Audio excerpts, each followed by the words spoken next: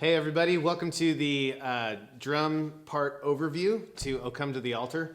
We're doing this song in 6/8 at 140 BPM.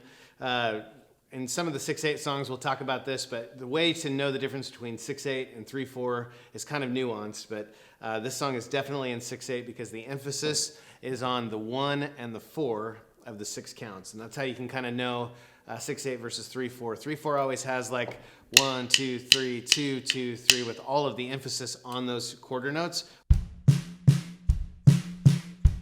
Just a classic waltz groove. 6/8 is more of like the rock and roll interpretation of 3/4, as the emphasis in a song like this is on the 1 and the 4.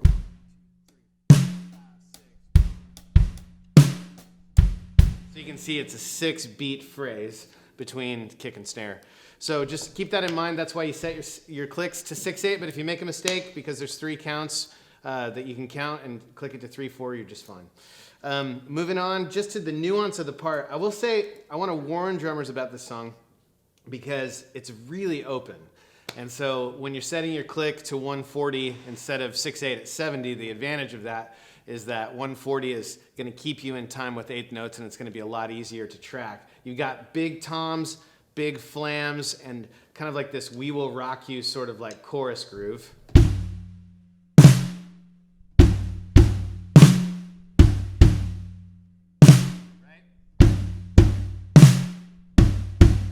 So with that much space in the groove, you'll want to really practice a couple things. Practice hitting those with the click and not drifting at all. And the other thing you're going to want to practice is your kicks and your toms hitting at the same time with a flam on the snare. Once again, a flam, 2 hits, kind of just back to back, slightly staggered from each other is what a flam is, as opposed to both sticks coming down on the drum at the same time. So that's your chorus groove for chorus 1, and that thesis rides throughout, where your kick pattern kind of follows that same groove.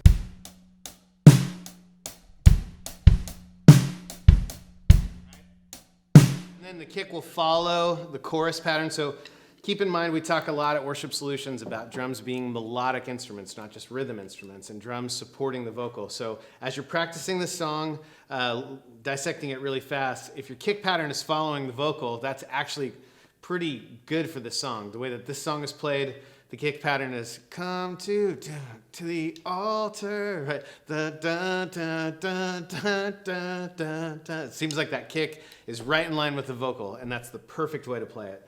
So those are the things to watch out for. In the bridge, you're going to end up taking all the drums out as the piano melody of "Oh What a Savior" starts to play, and then it's a real basic build. You've got kick drums on quarters.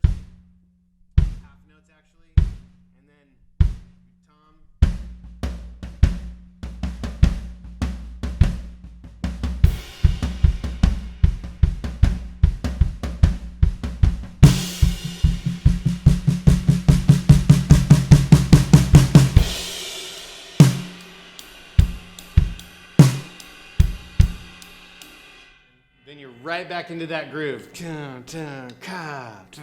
So have fun with this song. It's a really cool one to play. You get to hit your toms hard. You get to flam your snare. A lot of really great rock and roll moments that you get to partake in on this kit.